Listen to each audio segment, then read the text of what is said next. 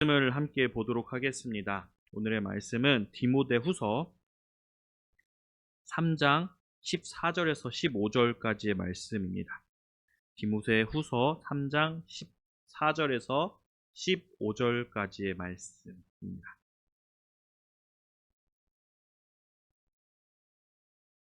네, 짧은 구절이라 우리 함께 합독함으로 나아가도록 하겠습니다. 14절부터 먼저 읽겠습니다. 그러나 너는 배우고 확신한 일에 거하라.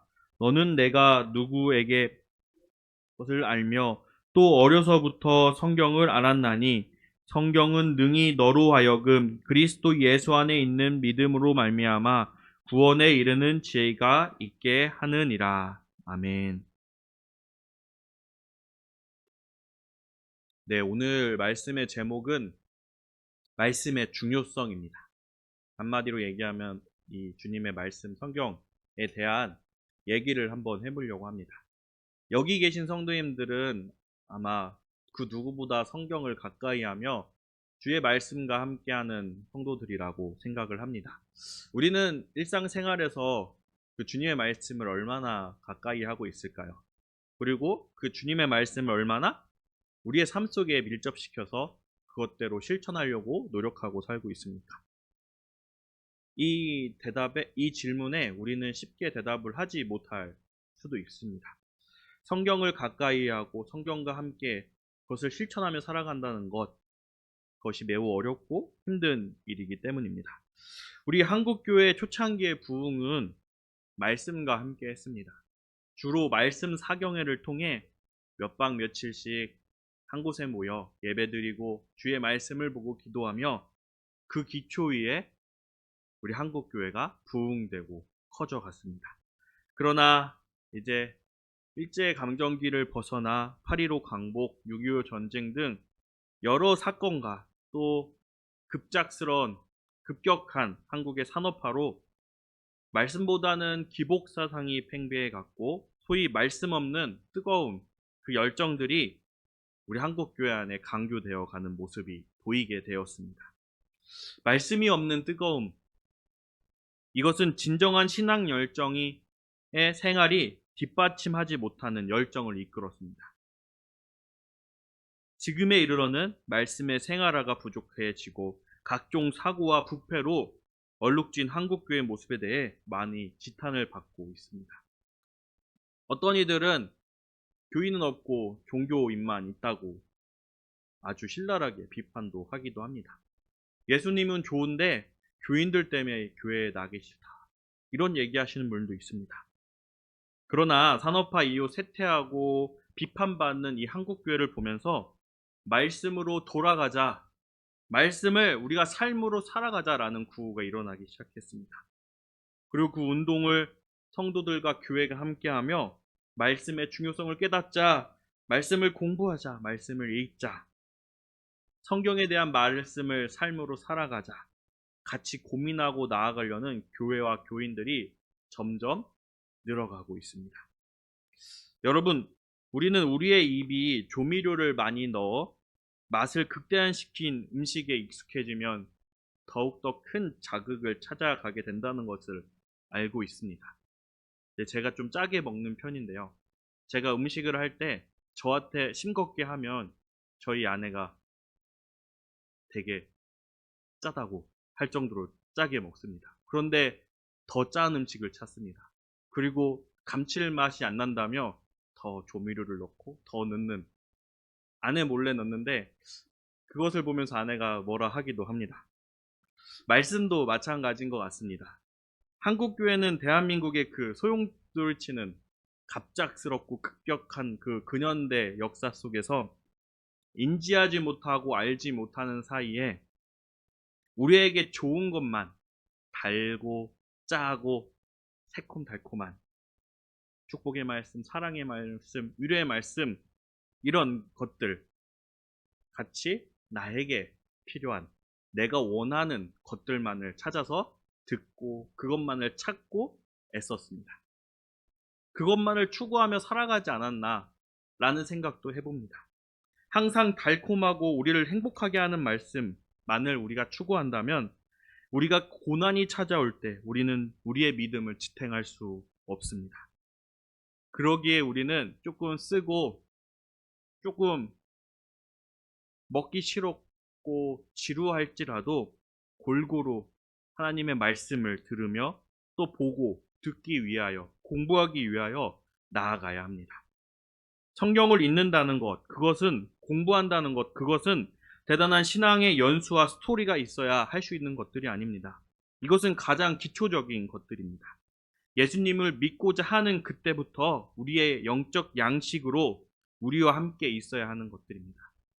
우리가 크고 성장하려면 일단 가장 먼저 필요한 것들이 영양소입니다. 많이 먹어야 됩니다. 말씀도 마찬가지입니다. 많이 보고 많이 듣고 많이 배웠을 때 우리가 성장할 수 있고 골고루 영양소를 섭취하여 튼튼하게 나아갈 수 있습니다. 오늘 본문에서 바울 사도는 디모데에게 보낸 편지에서 말씀이 어떤 힘을 주는지 그 의미를 강조하며 얘기를 하고 있습니다. 오늘의 본문은 우리 삶 속에서 얼마나 말씀이 중요한지, 그리고 우리가 어떻게 말씀을 통해 변화될 수 있는지를 생각해 보게 합니다. 제가 이제 주말에 있었던 청소년부 수련회에서 아이들에게 이런 설교 시간에 이런 얘기를 했습니다.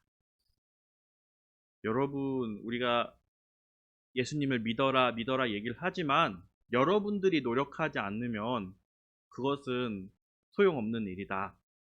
예수님을 믿으려면 예수님을 알아야 한다. 말씀을 보아야 하고 말씀을 아는 노력이 필요하다. 그러기 위해서 여러분 노력하라. 여러분이 한번 봐보라. 말씀을 찾아보라. 라는 얘기를 했습니다. 그리고 더 나아가 알아보려는 노력과 믿어보려는 노력 없이 그것이 믿기지 않는다는 것은 모순된 행동이 아니지 않나.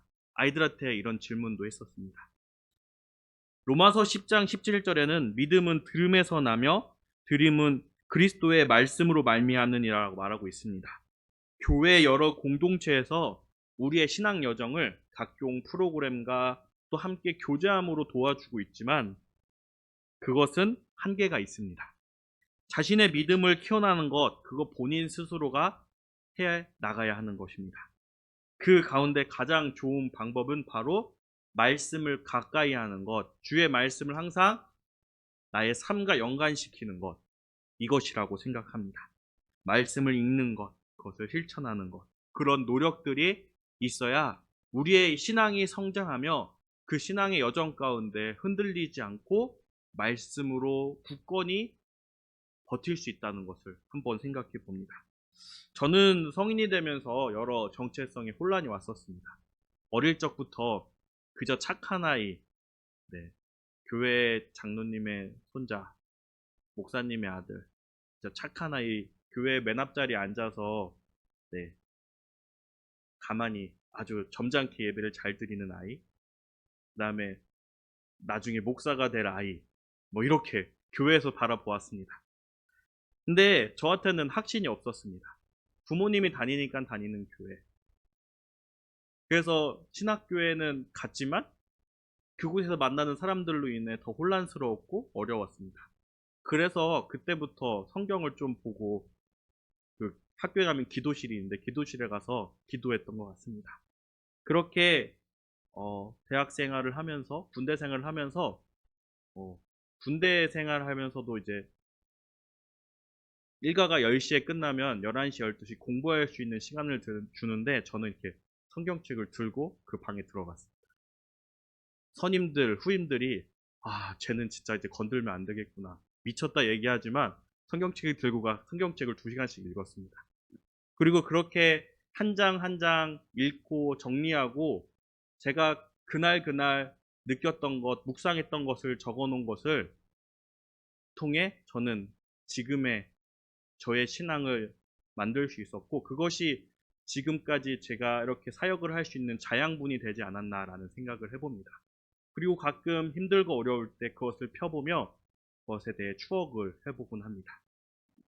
여러분, 우리의 믿음은 우리가 키워가는 것입니다.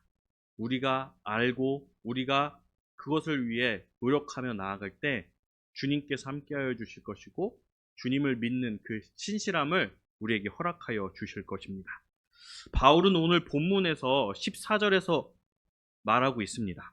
앞부분을 통해 디모데에게 배우고 확신한 일에 거라라고 권면합니다. 오늘 14절 앞부분을 제가 한번 읽어드리겠습니다. 너는 배우고 확신한 일에 거하라. 이것은 우리가 성경을 공부하고 배우는 것뿐만 아니라 배운 것을 우리의 믿음으로 확신하며 살아야 한다는 것을 말하고 있습니다. 단순히 지식으로 머무르는 것이 아니라 말씀을 우리의 삶 속에서 실천하며 살아가야 한다는 것입니다. 이것을 통해 우리의 믿음의 그 여정은 더욱 견고해질 것이며 한없이 기쁜 그런 여정이 될 것입니다. 더 나아가 바울은 디모데에게 그에게 가르친 자들을 기억하라고 14절 후반부에 얘기합니다. 이는 신앙의 전통과 가르침이 어떻게 이어져 왔는지를 상기시키는 것입니다.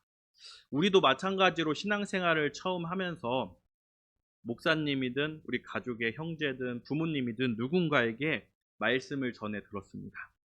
그리고 그 사람들한테 말씀을 배웠고 그것을 이제는 나의 말씀으로 또 누군가에게 전해주고 있습니다. 우리는 우리에게 말씀을 전해준 사람들을 기억하고 그들에게 가르침을 받았다는 것을 감사해야 됩니다. 그렇게 살아가야 합니다.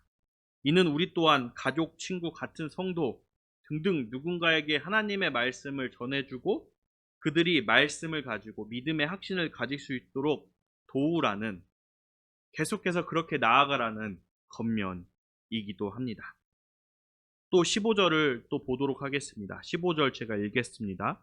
또 어려서부터 성경을 알았나니 성경은 능히 너로 하여금 그리스도 예수 안에 있는 믿음으로 말미암아 구원에 이르는 지혜가 있게 하느니라. 네, 처음 부분을 보면은 디모데가 어려서부터 성경을 배웠음을 우리에게 알려줍니다. 이는 말씀의 교육이 어릴 때부터 시작되어야 한다는 것을 보여줍니다. 제가 대학 생활에 그 혼란을 느낄 때 말씀을 찾아갔다고 했잖아요. 근데 그 훈련은 저희 부모님이 시켜준 것입니다. 중학교 때부터 저희 아버지 그 기도하는 여기 방대상 앞에 말씀을 읽으러 가서 보여주는 그 체크리스트를 적지 아니하면 용돈을 받지 않았습니다.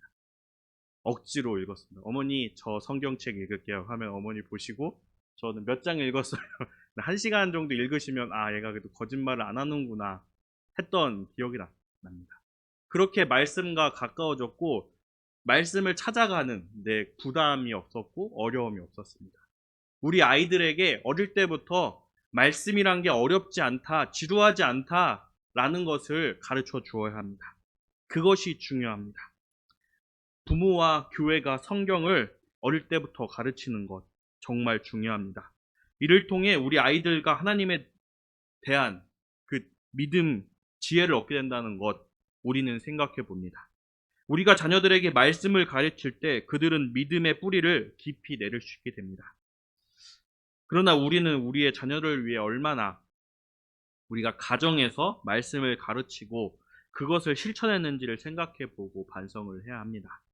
한국교회 주일학교는 너무 시스템적으로 잘 돼 있고 발전했습니다. 그래서 그런지 너무 교회 교육에만 의존하여 가장 중요한 가정에서의 신앙교육을 하지 않았던 것이 문제로 대두되고 있습니다. 지금에서와 가정교육을 강조하면서 우리 이 교회에서의 예배가 가정에서까지 교육이 된다 하면서 쭉 통합교육에 대한 강조를 하고 나아가고 있지만 이미 한국교회 안에서 30, 40대들이 사라지고 있습니다. 왜냐? 그때는 그 가정의 교육을 강조하지 않았으니까요. 그것이 문제가 되고 대두가 되고 있습니다. 가정에서 가르치지 않고 보여주지 않으면 아무리 좋은 환경, 좋은 시스템을 교회에서 가르치고 그들과 함께하여도 아이들이 믿음의 성장을 제대로 이루지 않는다는 것을 우리는 지난 세월을 통해 보았고 이제는 우리의 아이들을 위해 생각해보고 고민해야 될 때입니다. 15절 뒤에 부분을 보면 성경이 우리를 구원에 이르게 하는 지혜를 제공한다고 말하고 있습니다. 이는 성경이 단순한 책이 아님을 말합니다. 우리를 구원으로 인도하는 진리의 말씀이라는 것을 의미합니다.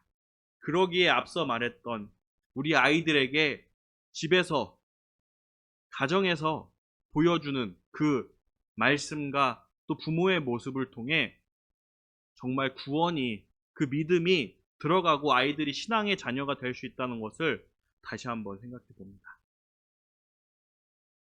제가 다른 교회에서도 청소년부, 유년부, 청년부 이렇게 다양하게 경험을 해봤는데요. 정말 성경을 모릅니다.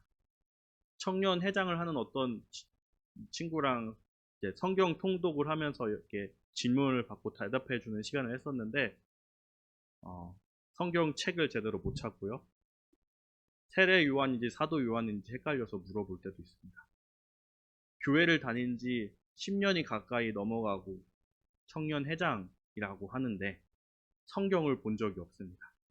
그리고 저번 교회에서는 이제 우리 소년부 친구들에게 이제 성경책을 다 하나씩 사주고 주일마다 PPT를 없애고 성경책을 직접 찾게 했습니다. 이거 다 없애고 아무것도 없는 성경책.